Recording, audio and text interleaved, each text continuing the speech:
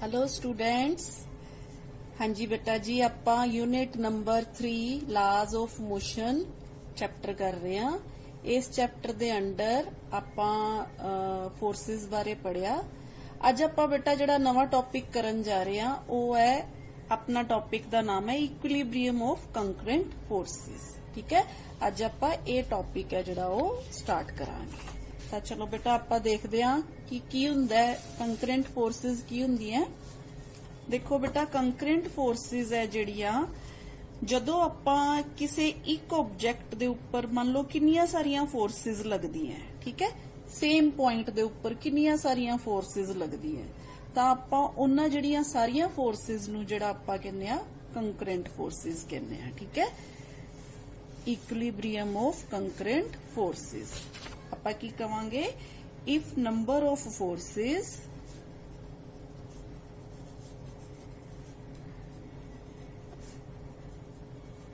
act at the same point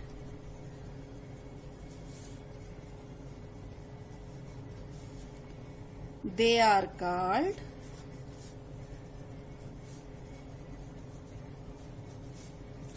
concurrent forces. ठीक है बेटा। अच्छा, जे हुण ये वालियां सारियां फोर्सिस है जिहड़ियां ये इस तरह किसी एक पॉइंट दे उपर एक्ट करन कि जिहड़ा रिजल्टेंट है वो सारियां फोर्सिस दा जीरो हो जाए।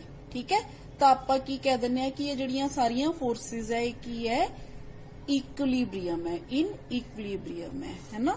ठीक है, and the condition that the number of forces acting on a body may be in equilibrium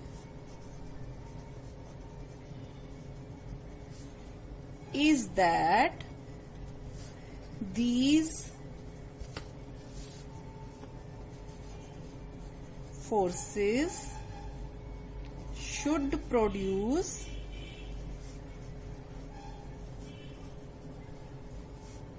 zero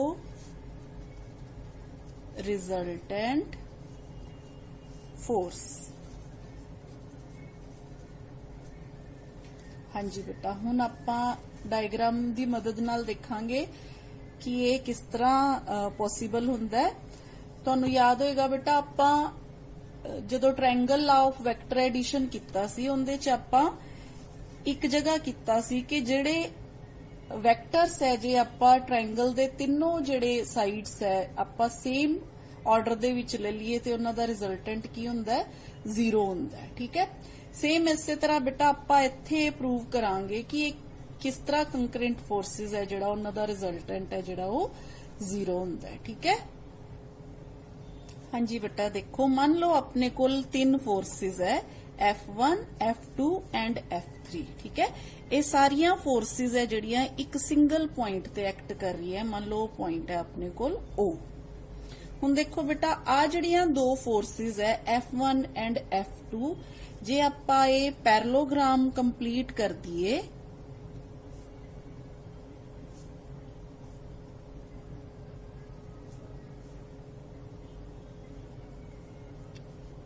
तां अपने कोल this will be the resultant of two forces F1 and F2। ठीक है, क्योंकि डायगोनल की शो करदा है आपां नूं, रिजल्टेंट शो करदा है। आपां मान लैने आ बेटा ये O पॉइंट है, इनू आपां A, इनू B, इनू C।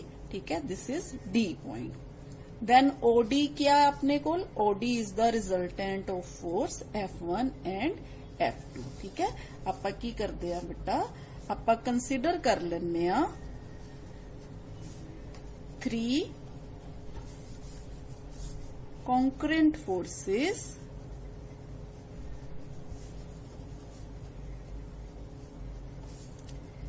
F1, F2 and F3 acting on the point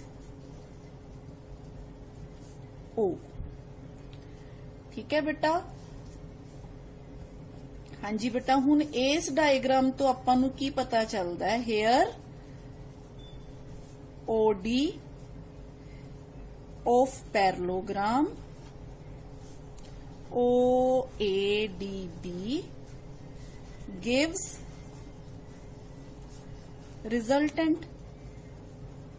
okay बेटा, ये रिजल्टेंट दसदा है किहड़ियां किहड़ियां फोर्सिस दा, of forces F1 and F2।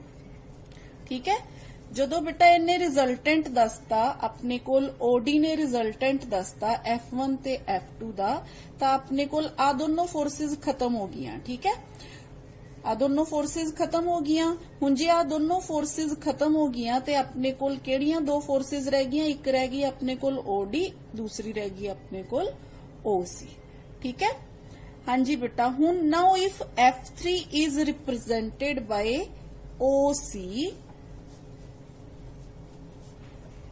F3 force है जिहड़ी वो किहदे नाल रिप्रेजेंट कर रहे हैं आपां, रिप्रेजेंटेड बाय OC। ठीक है, is equal and opposite to F1 plus F2, यानी कि F1 एंड F2 दा मतलब की है, दैट इज OD। ठीक है, जे ये दोनों फोर्सेस इक्विवेलेंट हो जान तां रिजल्टेंट है जिहड़ा, जदों आपां कहांगे ते इन्हां दा रिजल्टेंट कितना हो जाएगा, 0 हो जाएगा।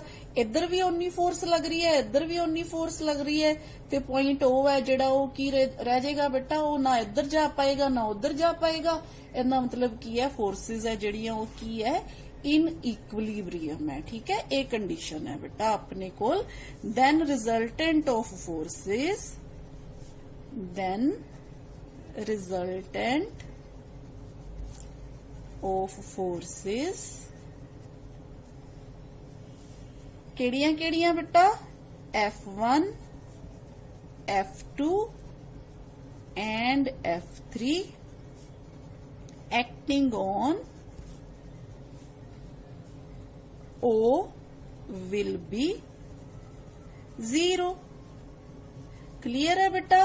सो we can say that F1, F2 and F3 to be in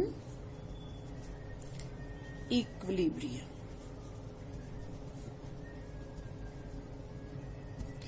हाँ जी, क्लियर है बेटा, इक्विलिब्रियम फोर्सेस बारे क्लियर हो गया। ठीक है, हाँ जी। हुण आपां इहनूं इदां लिखांगे, OC is equal to minus OD। क्यों? क्योंकि आपां क्या कि OC ते OD की है एक दूसरे दे इक्वल एंड ओपोजिट है। ठीक है, जे आपां इस तरह किया तो OC अपने कोल केड़ी फोर्स है, OC है अपने कोल F3 फोर्स। ठीक है, OD अपने कोल केड़ी फोर्स है, OD है बेटा अपने कोल F1 प्लस F2 फोर्स। ठीक है, F1 plus F2 minus of F1 and F2। ठीक है, तो जदों आपां इहनूं सैट कर लांगे इक्वेशन नूं, तो अपने कोल आ जाएगा F1 plus F2 plus F3 is equal to 0। This condition is of equilibrium forces। ठीक है, इक्विलिब्रियम फोर्सेस है जिहड़ी उन्हां वास्ते कंडीशन है कि रिजल्टेंट है जिहड़ियां सारियां फोर्सेस दा की होना चाहिए, एक पॉइंट ते 0 होना चाहिए। हाँ जी बेटा, हुण आपां कंकरेंट फोर्सेस देख लिया। Now this condition can also be expressed by making use of triangle law of vector addition. ठीक है, वो किवें है बेटा, देखो इत्थे देखो सिमिलर देखो, F1 है जिहड़ी आपां वैक्टर एज इट इज रख लिया, ठीक है, ट्रायंगल दी एक साइड। F2 है जिहड़ा आपां ट्रायंगल दी दूसरी साइड यानी कि BC। AB is first side यानी कि F1 फोर्स नाल आपां रिप्रेजेंट किया, BC नू आपां F2 फोर्स नाल रिप्रेजेंट किया, ते अपने कोल OC है जिहड़ी फोर्स यानी कि F3 फोर्स है जिहड़ी ओनू आपां CA वैक्टर नाल रिप्रेजेंट किया, ठीक है। तो अपने को केड़ा ट्रायंगल बन गया जिंदे तीनों साइड्स है जिहड़ियां वो सेम ऑर्डर च हुंदियां।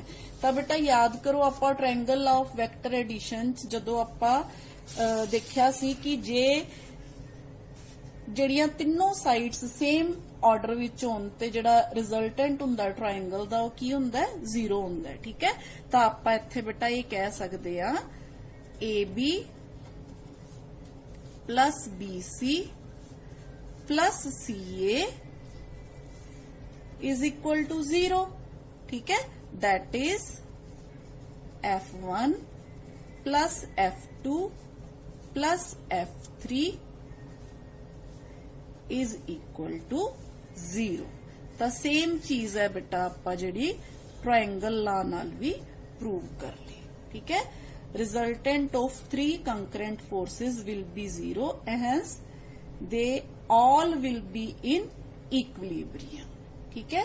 हाँ जी बेटा, इफ जे आपां मान लो 3 फोर्सेस ना लेके बहुत सारिया फोर्सेस ले लिए, ठीक है। इन जनरल मान लो आपां बहुत सारिया फोर्सेस ले लैने जिहड़ियां इको पॉइंट ते एक्ट कर रही हैं। आपां मान लैने F1 F2 F3 so on Fn। ये सारिया फोर्सेस है जिहड़ियां जे ये सारिया फोर्सेस इक्विलिब्रियम च होणगियां तां इन्हां दा रिजल्टेंट भी की होना चाहिए, 0 होना चाहिए, ठीक है। जे आपां कह दिंदे आ in general F1 Fn will be in equilibrium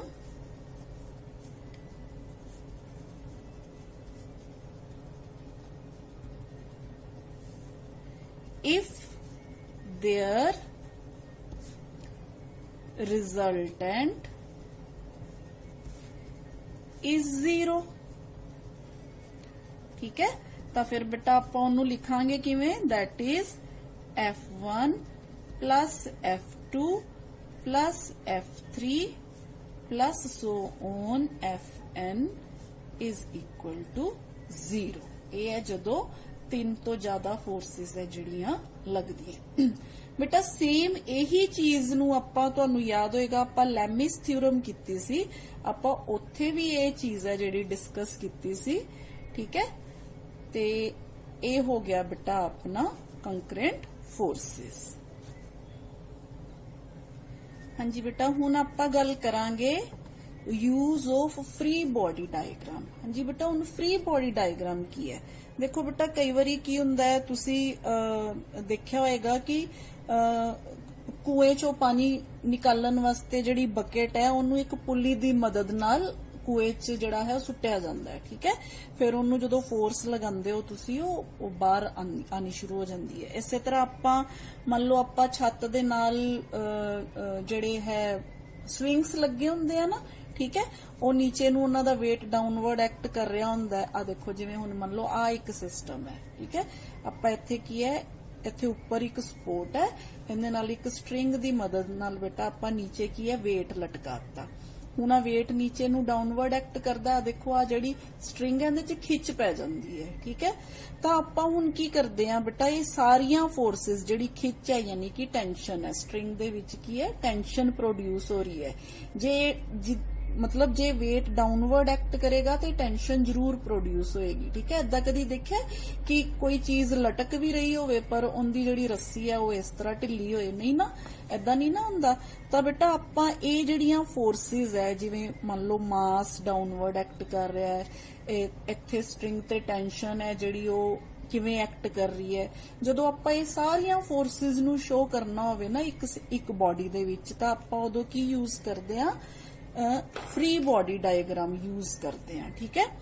a diagram for each body of the system depicting all the forces on the body by the remaining part of the system is called the free body diagram. ये चीज आपां बेटा एक example नाल बड़ी अच्छी तरह समझ सकते हैं। मैं तुहानू एग्जाम्पल करवानी है एक।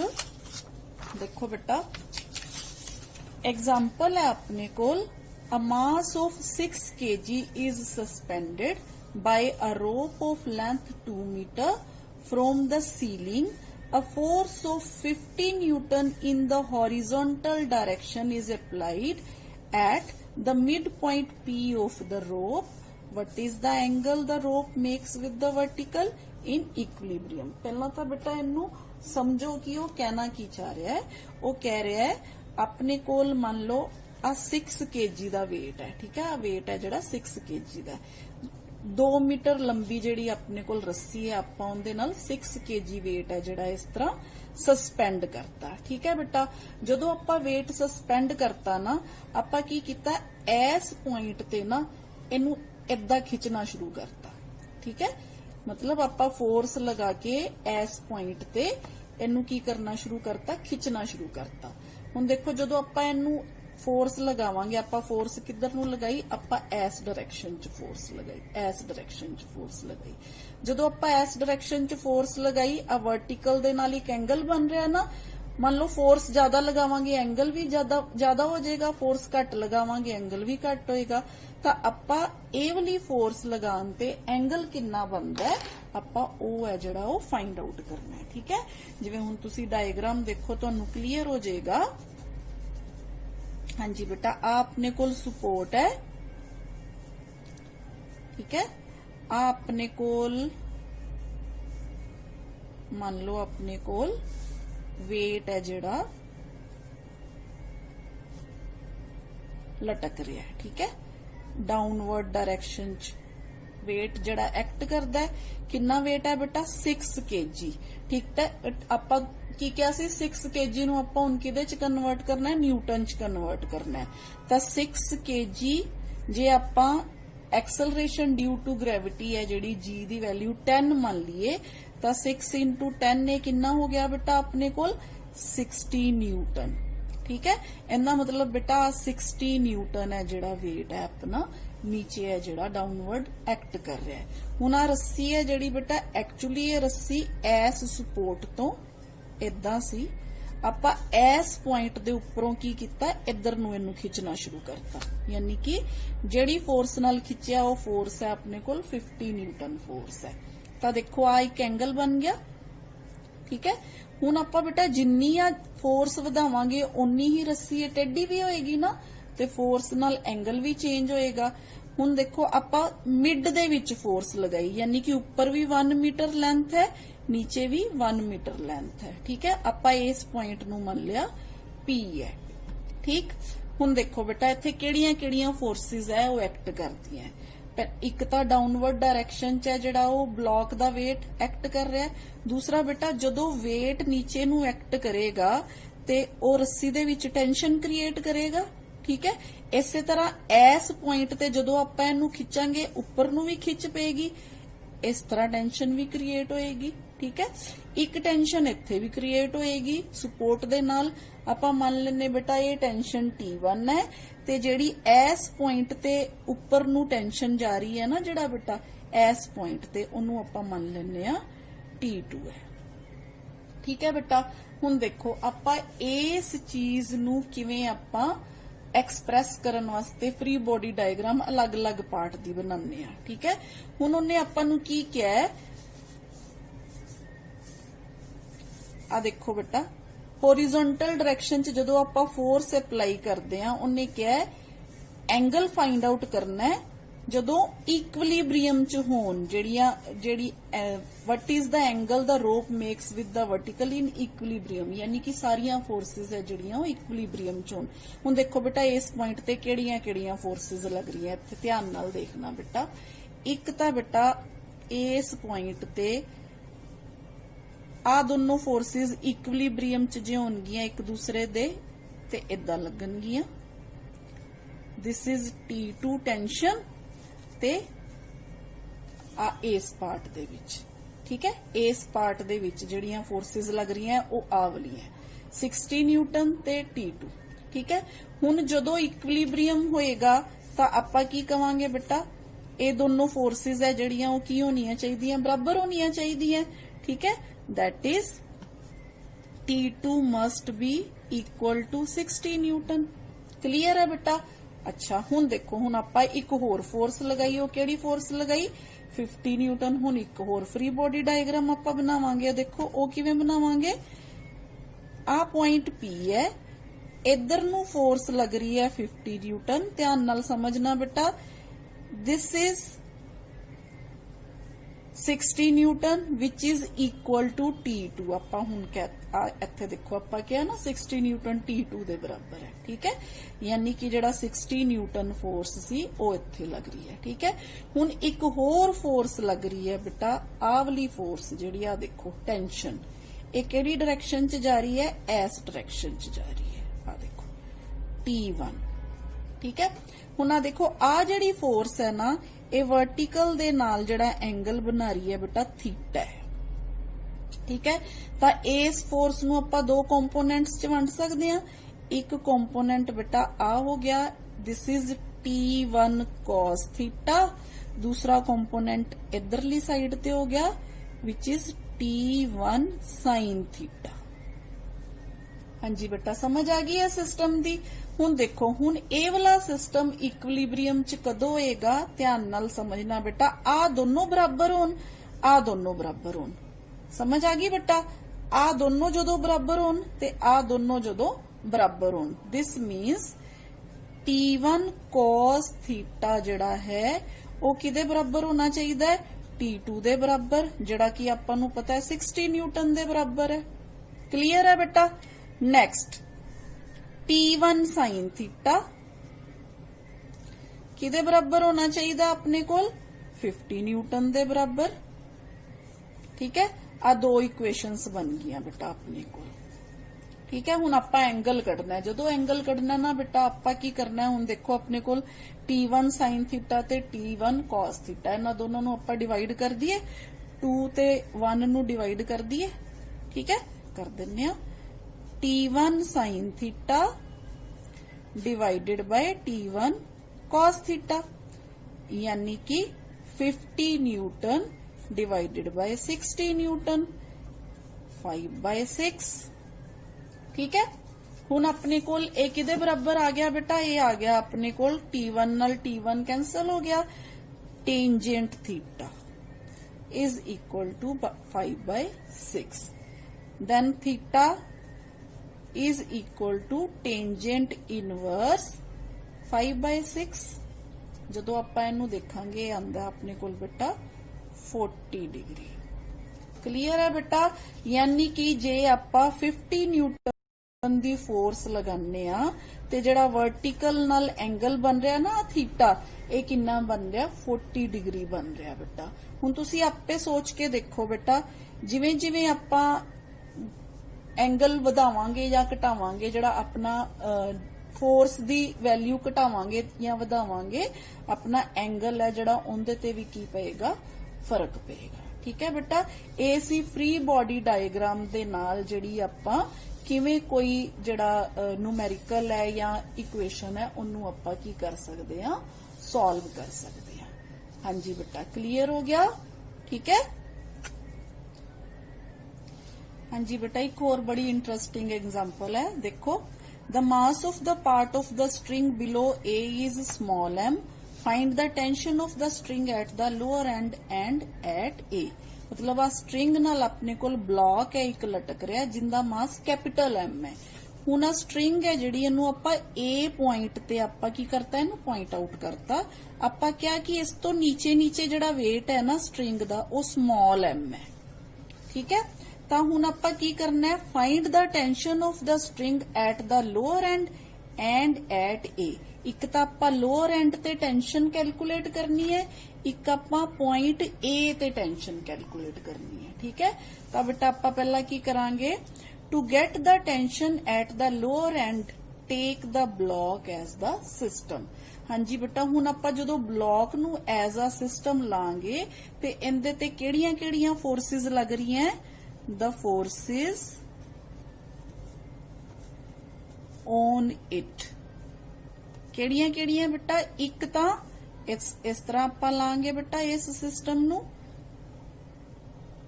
ਆ ਕੀ ਹੈ ਆਪਣੇ ਕੋਲ, ਟੈਂਸ਼ਨ ਹੈ ਜਿਹੜੀ ਅਪਵਰਡ ਡਾਇਰੈਕਸ਼ਨ ਚ ਲੱਗ ਰਹੀ ਹੈ, ਤੇ ਆ ਜਿਹੜਾ ਬਲੌਕ ਹੈ ਜਿਹੜਾ ਇਹਦਾ weight ਹੈ कैपिटल MG डाउनवर्ड डायरेक्शन च लग रहा है। ठीक है, pull of the string, this is pull of the string,